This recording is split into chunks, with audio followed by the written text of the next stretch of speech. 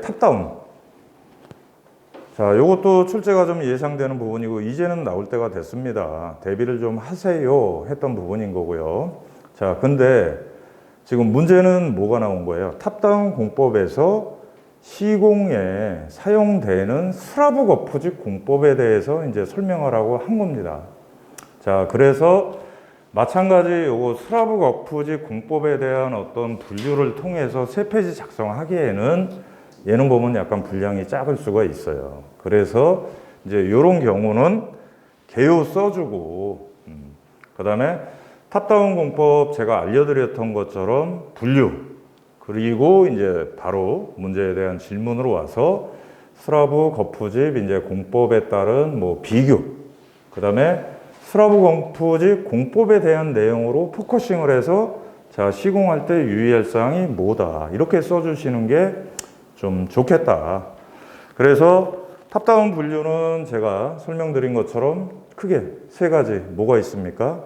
다운업, 업업, 그 다음에 풀 탑다운 해서 거기에 따른 강의 때 설명드린 것처럼 PRD 기둥의 충격까지도 적어주시면 좋은 거고요.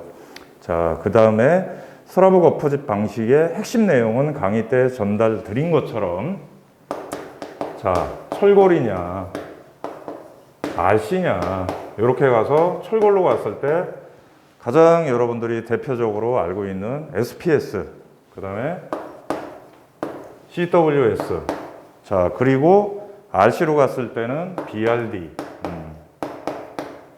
STD. 자, 이렇게 해서 이런 카테고리로 설명을 해주시는 게 바로 이 문제에 적합하게 간다. 뭐 아시는 것처럼 자, 탑다운으로 가는데 뭐 옛날 오래된 교재에 나와 있는 것처럼 뭐 그 밑에 동바리 세우고 뭐 SOG 공법 이런 거 지금 쓰지도 않는 거죠. 지금 실제 현장은 저거라는 거죠. 그래서 간략하게 설명드리면 철골 쪽 시스템 SPS나 CW는 뭐예요? 부재 자체를 철골로 해서 타설하기 전까지는 저게 스트로트 역할을 하고 그 위에 뭘로 갑니까? RC도 마찬가지예요. 굳이 거기다 스라브 합판으로 안 깐다. 다 뭐 쓰는 거예요? 철근 트러스 데크로 가는 거고. 자, 그렇게 해서 철골 쪽은 해당 철골 부재가 가설, 템포럴리 역할을 하면서 본부재의 철골, 보 역할을 하는 거고.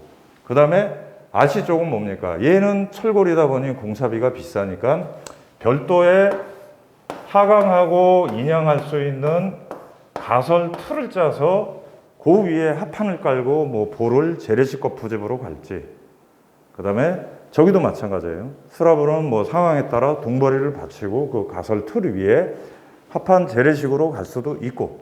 근데 요새 보면 일반적인 현장도 다 데크로 간다는 거죠. 그게 다시 말하자면 OSC인 것처럼 그렇게 해서 얘는 얘와의 특징은 해당 층 타설을 하고 요 하강 틀을 인양을 해서 스라브는 데크로 썼다 그러면 해체할 이유는 없고 보 같은 경우는 해체를 하고 그렇게 가는 지금 탑다운에서 스라브 거푸집 시공 방식에 따른 컨트롤에서 철골이냐 RC냐에서 이 내용들을 글과 그림과 집중적으로 해주시고 가시는 부분이 중요하다.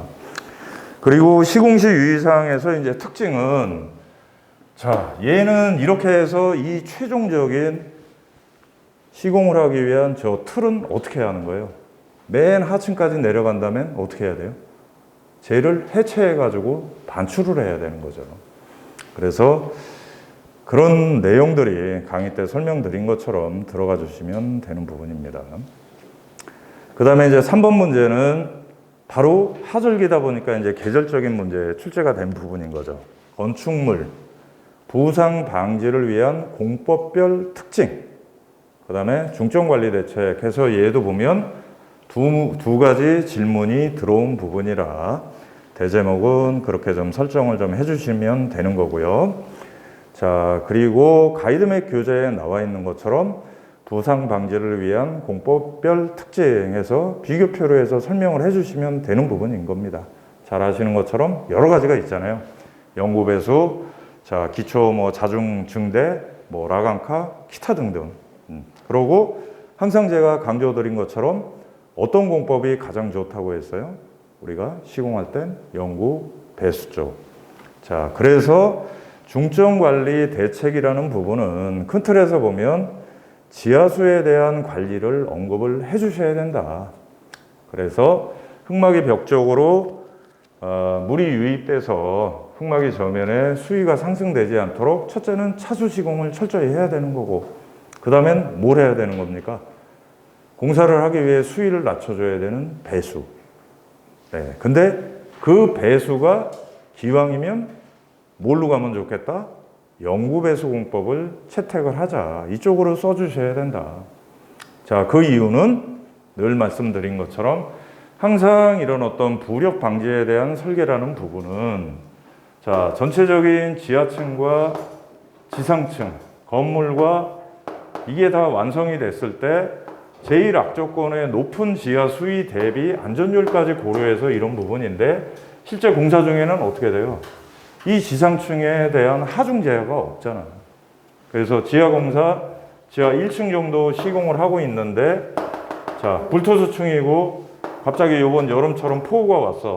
지하 수위가 상승해. 그러면 저 건물은 어떻게 되는 거예요? 바로 부상을 해버리는 거죠.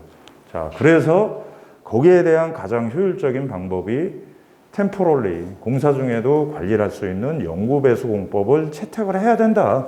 이게 중점관리 대책에서 좀 중점적으로 여러분들이 이런 그림과 함께 해서 사용하는 목적 자체, 왜 이 공법이 좋은지에 대한 부분을 방점을 둬서 강조를 해주시면 고득점을 좀 받을 수 있는 부분이다.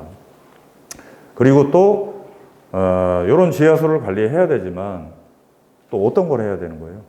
이 지하수에 관련된 계측 관리까지도 좀 거론을 해주셔야 된다.